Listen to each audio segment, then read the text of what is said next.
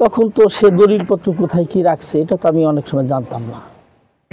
আমি হাই স্কুলে একজন শিক্ষক ছিলাম, আজকে 3 বছর রিটায়ার্ড। ওই মোলাবান্ডাঙ্গি হাই স্কুল যেটা আছে ওটা হেডমাস্টারও ছিলাম আমি। এখন কালকে রাতে তালাশ করে কিছুটা যে সম্পত্তি রক্ষায় তার দলিলটা পেয়েছি। এখন আপনারা যদি বিয়োগ দিতেছেন ওইখান থেকে তো এইটাও বিয়োগ হবে। এই যে দলিলটা মূল কপিটা আমার কাছে আছে, আমার কোনো অংশ আছে বিদায় এই যে 9% সোনো ব্যাপারে দিয়েছে। বসেন, থ্যাংক ইউ।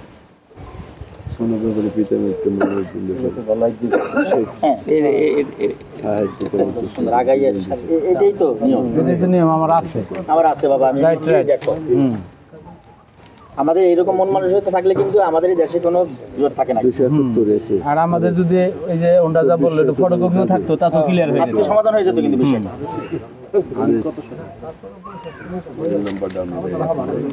1787 1673 নেই 1973 না চাইতো 73 না আর ভিতরে আর তারিখ আছে অপশনালি তারিখ আছে। হ্যাঁ 73 1973 এসে দাগি আছে। এসে দায় নেই, ওরা 273 খতিয়ান উল্লেখ করছে। 2433 দাগ মধ্যে 1 একর 45 মধ্যে বিদ্যুৎ জমি 9%। ডাক নাম্বার দিচ্ছে হলো আপনার 2433 দাগ 2433 দাগ। তাহলে আমরা একটা দলিল নাম্বার হলো 1787 19-3 1787 তারিখ হলো 19-3-73। দাদা বলে একবারে দেখছেন দেখছেন 28 প্রথমটা 1 পরেরটা 28 143-45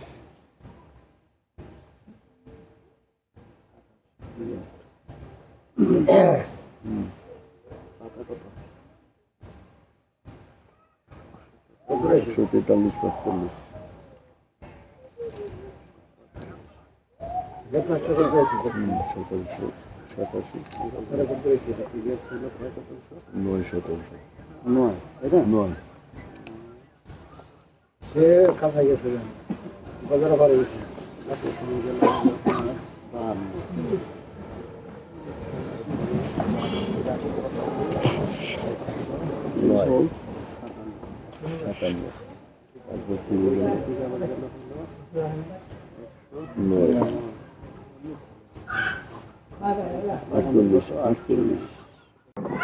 বিসমিল্লাহির রহমানির রহিম। সুপ্রিয় দর্শক, আমি Talukdar Safayet, senior vice chairman, Bangladesh আইন সহায়তা কেন্দ্র ফাউন্ডেশন বাসক মানবাধিকার সংস্থা।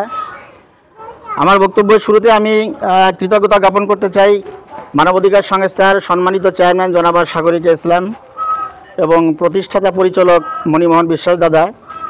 একই সঙ্গে কৃতজ্ঞতা জ্ঞাপন করছি ফরিদপুর জেলার সম্মানিত ডিসি মহোদয়, এসপি মহোদয় এবং সদরপুর থানার সম্মানিত ওসি মহোদয় সহ অত্র এলাকার গণ্যমান্য ব্যক্তি সহ আজকের সভার সম্মানিত সভাপতি জনাব আনোয়ার ভাই উপস্থিতিতে আমরা এখানে যারা বাদী এবং বিবাদী দুই পক্ষের উপস্থিতিতে সুন্দরভাবে কাগজপত্র দেখেছি এখানে। তো অত্যন্ত দুঃখের বিষয় হলো আমাদের বিবাদী পক্ষের যারা আছেন ওনাদের কাগজপত্রগুলো কোর্টে জমা আছে। কোর্টে জমা থাকার কারণে কাগজপত্রগুলো আমাদের দেখাতে পারেননি এবং মৌখিকভাবে তাদের যে স্টেটমেন্ট ছিল সেগুলো আমরা নিয়েছি। আগামী ফেব্রুয়ারি মাসের 25 তারিখে ওনারা আমাদের কাছ থেকে সময় নিয়েছেন যে আগামী মাসের 25 তারিখে সকলে কাগজপত্রগুলো হাজির করবেন এই মজলিসে। তখন আমরা কাগজপত্র যাচাই বাছাই করে যেটা হয় ন্যায়ের পক্ষে, এক কথায় আমাদের অবস্থান হচ্ছে ন্যায়ের পক্ষে, দেখে আমরা সেখানে ইনশাল্লাহ আশা করি এই দীর্ঘদিনের সমস্যাটা আমরা সমাধান করতে পারবো বলে আশা করি। প্রিয় দর্শক, আপনারা দেশে এবং দেশের বাইরে যারা সর্বক্ষণ আমাদের দেখেন, আমরা নির্যাতিত, নিপীড়িত, অসহায়, দরিদ্র, পথবঞ্চিত সকল ভাই বোনদের পাশে থেকে এভাবে দাঁড়ে দাঁড়ে যে আমরা তাদেরকে আইনি সহায়তা দিয়ে থাকি এবং দীর্ঘদিনের সমস্যাগুলো সমাধান করে থাকি। আপনারা আমাদের জন্য সকলে দোয়া করবেন। আসসালামু আলাইকুম ওয়া রাহমাতুল্লাহি ওয়া বারাকাতুহু। আপনি যে কথা বলে দিন। আসসালামু আলাইকুম। সময় বিষয়টা একটু কথা বলবেন। উপস্থিত সম্মানিত সভাপতি, উপস্থিত মানবাধিকারের ভাইস চেয়ারম্যান, উপস্থিত এলাকার গণ্যমান্য ব্যক্তিবর্গ, এখানে আজকে আমরা বসছিলাম জমি জমার সংক্রান্ত একটা বিষয়। তো দীর্ঘদিন ধরে হয়তো এই সমস্যাটা হয়ে আসতেছে। তা আমরা এখন সবার মাধ্যমে জানতে পারলাম যে এটা কোর্টে মামলা আছে।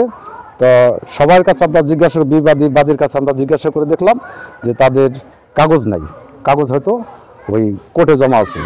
তো ওই পরিপ্রেক্ষিতে তাদেরকে তারা একটা সময় নিয়েছে, এই সময় ভিতরে আমরা এই মানবাধিকারের এই ইসের মাধ্যমে আমরা সামনে সমাধান করার চেষ্টা করব ন্যায়ের পক্ষে।